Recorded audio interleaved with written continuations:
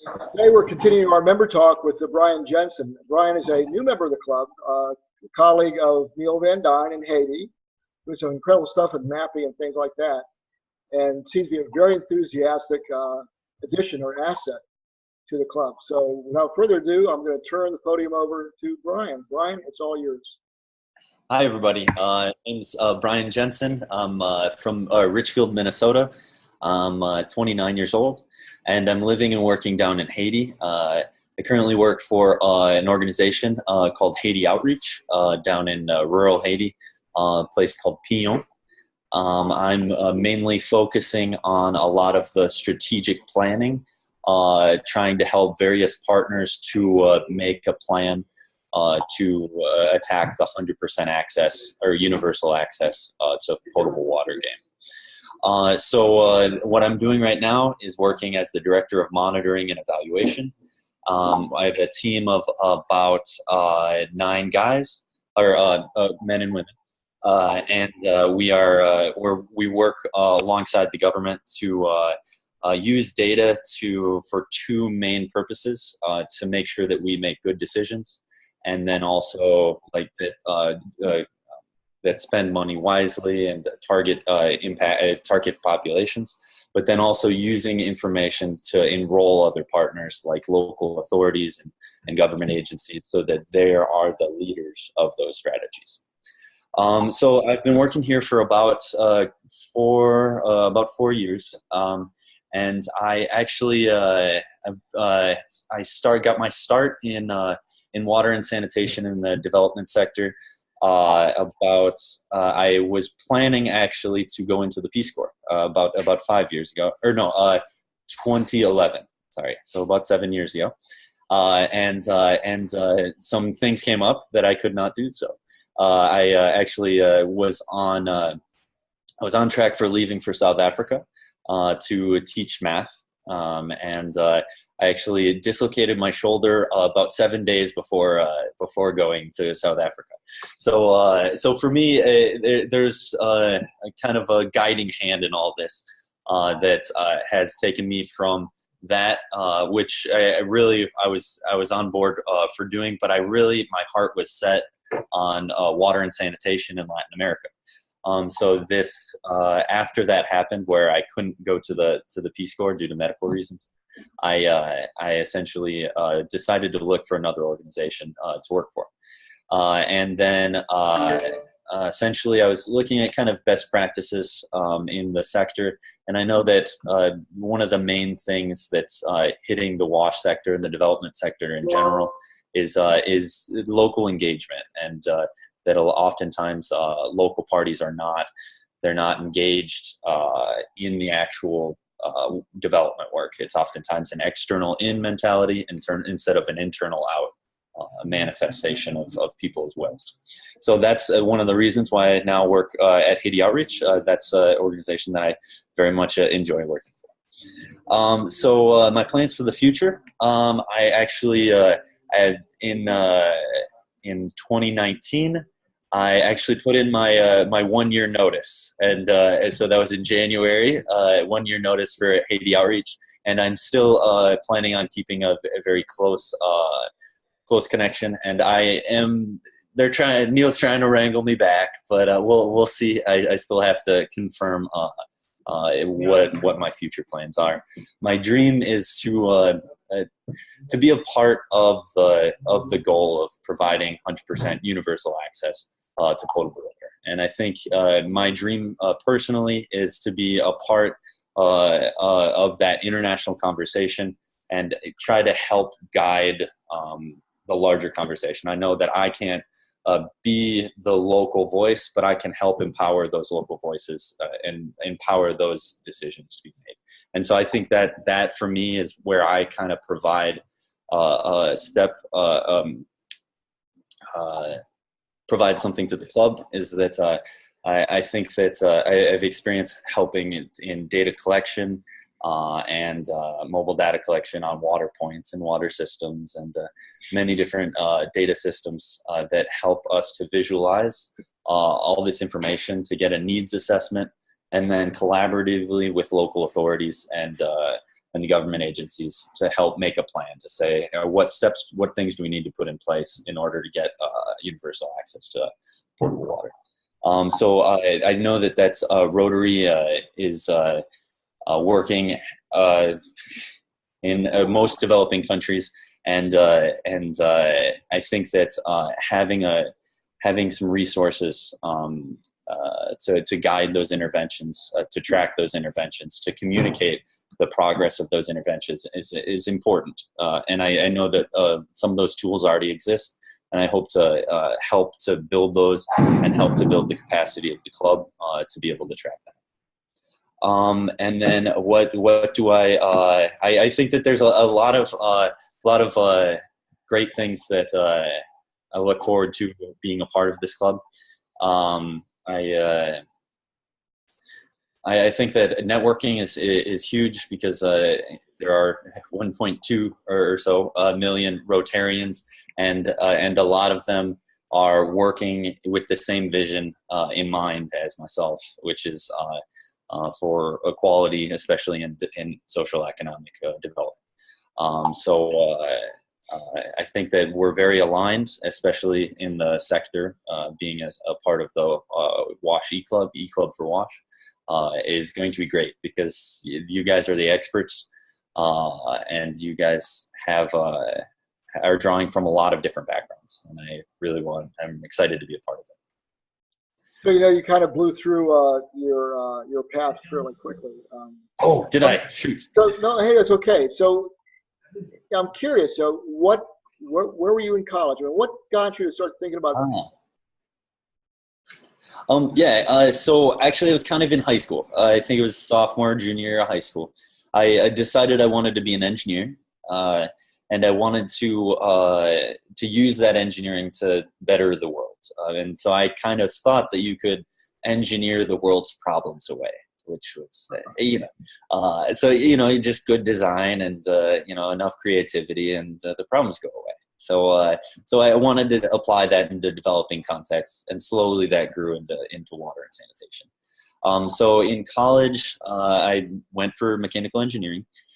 In retrospect, for my career, I think I would have gone probably for environmental or civil, but especially in more what I'm up to today. But I was involved in several clubs in college. One of them was Engineers for Sustainable World, ESW. And I was the director of operations. It was a while ago. But essentially we worked on several projects, actually one of them here in Haiti, and I think here in Pion, which is just one of those weird things that it's kind of a focal point, a nexus for a lot of international development work. So one of those projects was a slow sand filtration for water, and then another was a blacksmith, kind of helping to redesign blacksmith, an appropriate technology version of a blacksmith bellows. Another was a breadfruit dryer, which dries breadfruit via just solar radiation and thermal flow, and dries breadfruit to improve the capacity of processing of foods. So I worked with ESW, and then that was probably one of my main things that kind of got me interested and actually active in development work. I have not, at that time, I hadn't traveled abroad to developing countries. So it was essentially when I came down for Haiti Outreach, the first time I had come down in a developing country. So it was eye-opening, but this is what I signed up for. It's a tough. Oh yeah, sorry, Rob. No, it's kind of when you start talking about the academics. You're in the academic world. You're talking about how the engineers are going to save the world. Now you come to Haiti and you're in the field.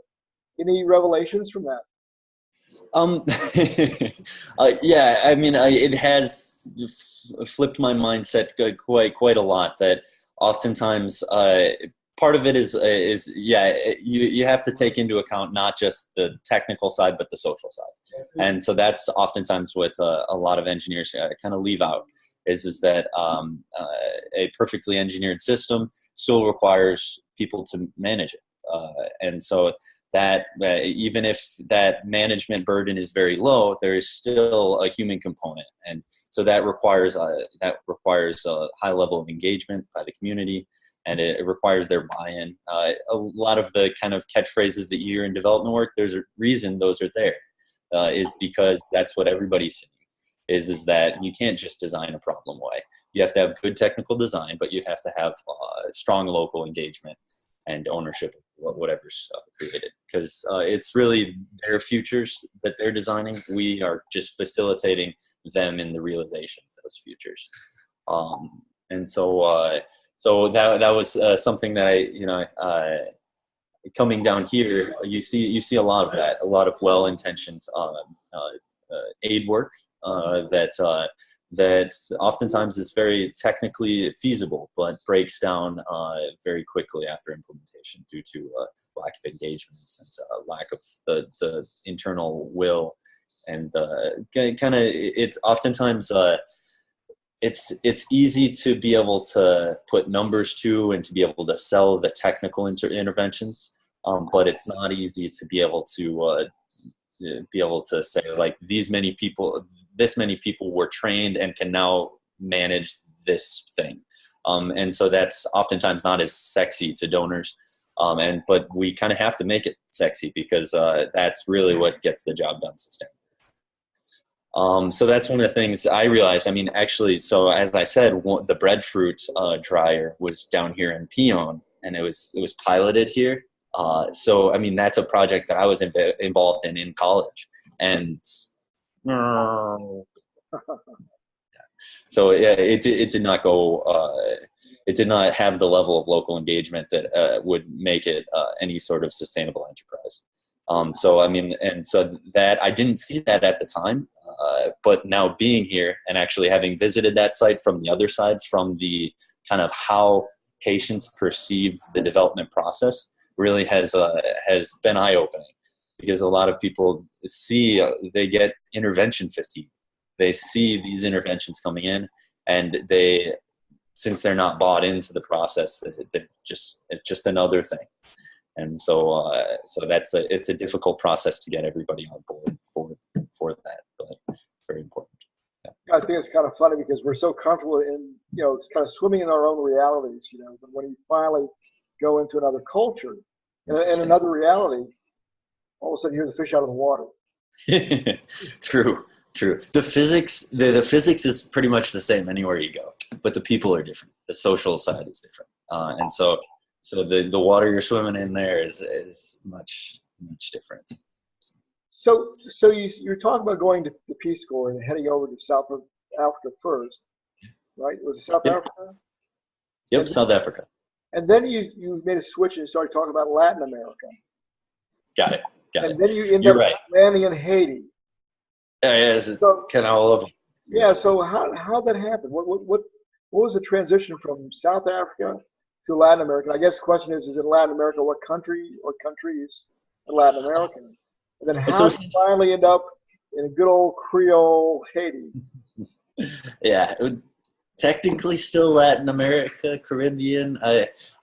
So what happened is essentially I spoke Spanish and was pretty good at Spanish, and so that was kind of a background that I already had, and I knew I wanted to work in WASH.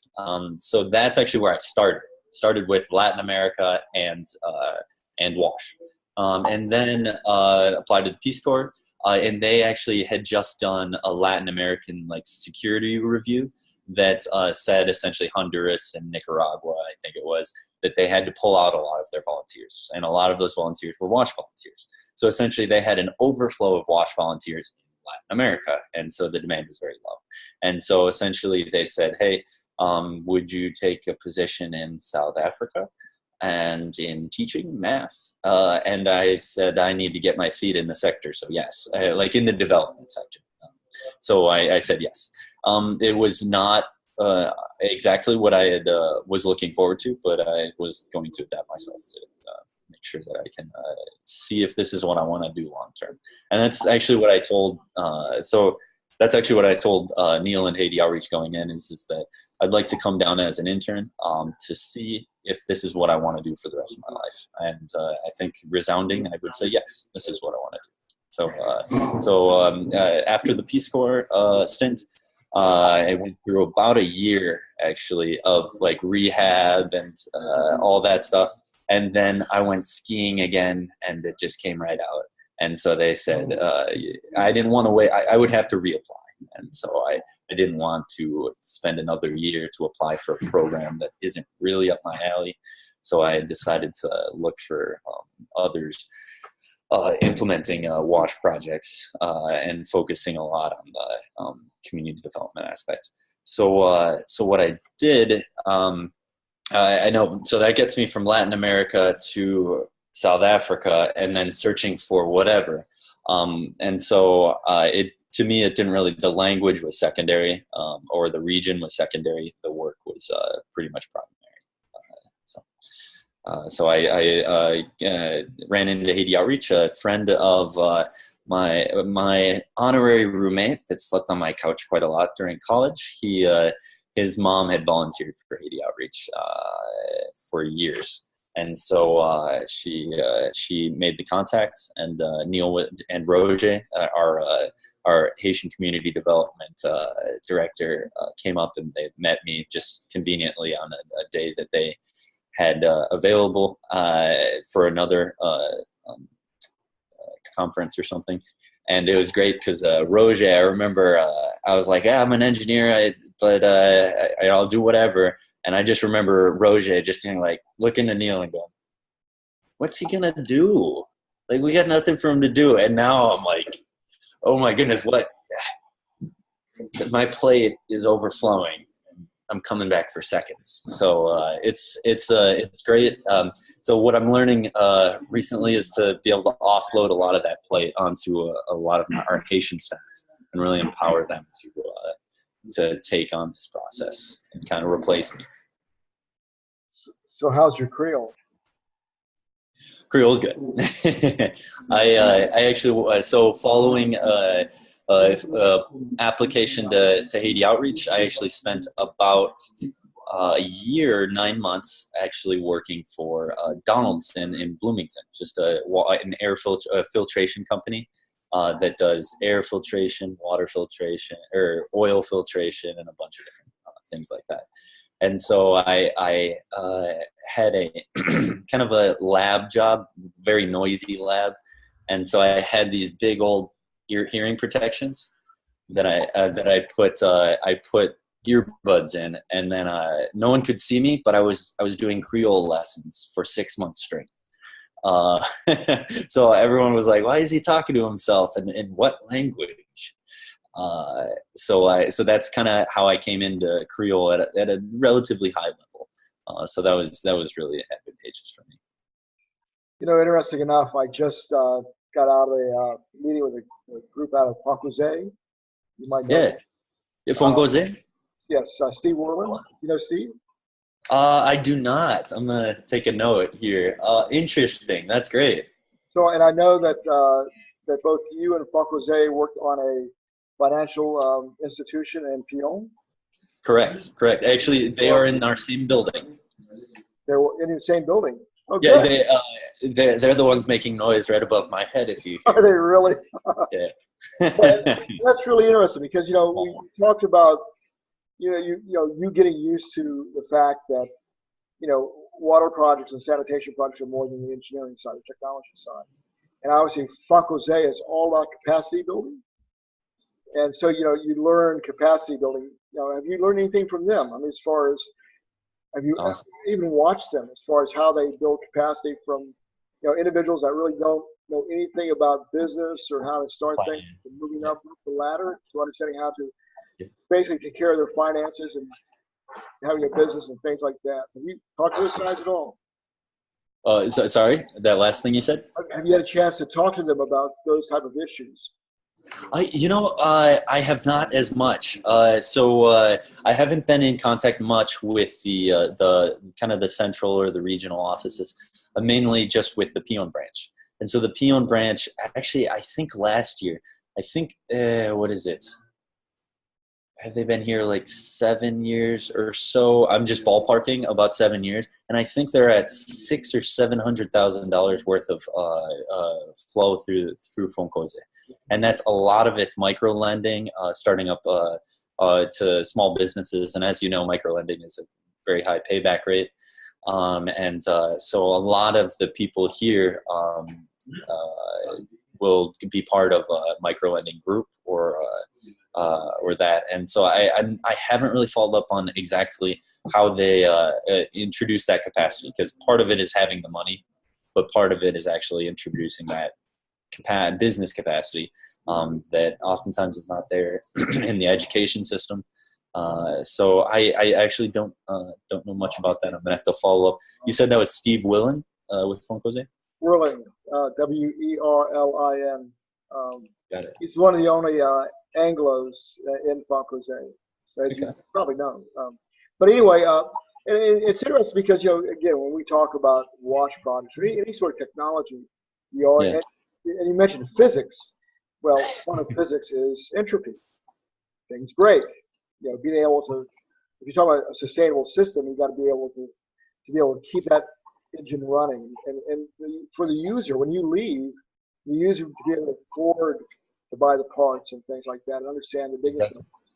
I think it's really interesting that Foncoze can teach is basically that element. It's basically the capacity building for the user to learn how to do those things, and then developing the economic plans to kind of maintain things as you leave an area and things like that.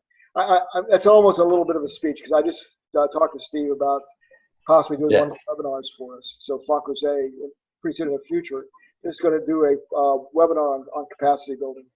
That would be fantastic. I'd like to see that, actually. Absolutely. I think that you hit on kind of the main things, is that you have to put the tools in the people's hands. So part of that is the financing. So Haiti is a poor country in terms of resources and economics, but money is not going to solve it. So you need the financing, but you need to put all of the tools in Haitians' hands. And that Foncoze does that for micro lending and financing. That's fantastic. We, as Haiti Outreach, we do a lot of that for management committees, and then also for local authorities managing the sector as a whole. One moment. I'm souvent en contact, oui. J'en vais souvent en contact, oui. Mais c'est ok. All right. Well, I would highly suggest that you kind of trail them and ask if you can kind of shadow them as they do their CLM program. I think you'll find it to be very educational. Okay. The COM program? CLM, yeah. CLM, got it. Community level management? Yeah, one of their lower tier programs. Okay. So, anyway. Well, good. Well, this has been fairly interesting talking to you. Obviously, I've been to Haiti a few times. Been through Dajabon on the Dominican side, and Juanamente on the Haitian side. That's fun. Doing water projects. Actually, having some Haitians try to teach my Dominicans on how to do projects, which is really interesting for a Dominican's ego. But yes, and absolutely. So that's good. That's good, because it's empowering Haitians to change the paradigm that they see themselves in. Oftentimes, they get caught in a conversation of who they are and what they can do. And so, part of what we do is try to get people to step out of that and to create a new future. To say, I am not these stories that have been created about me, or these things in my conversations that are overwhelming me. I can break out of that and create a new future. And so that's oftentimes like part of the conversation. So that in our community management and other programs is kind of getting people to define their own futures, and then also to be able to choose which conversations put them towards that future, and which set them back from that future. Because oftentimes a lot of cultural conversations that people are in, or stories they have built up about themselves, don't really help with the actualization of what they want. And again, that's another element of water projects is getting people to get out of that mindset. I remember in my work that sometimes trying to convince them that clean water is good. Basically have the attitude of, well, people die anyway. Die. And you have to tell them there's actually a better way, and reinforcing that mindset. And it is a mindset. It's just moving towards understanding that there's actually better options. Absolutely. This was a great conversation with you and all this stuff. I appreciate you spending some time with us. What I'll do is I'll put this on the internet and for the guys to listen to, and hopefully if anybody has any further questions about you, your path, or Haiti or Haiti Outreach, okay. Awesome, fantastic. I think that's good in terms of the web introduction.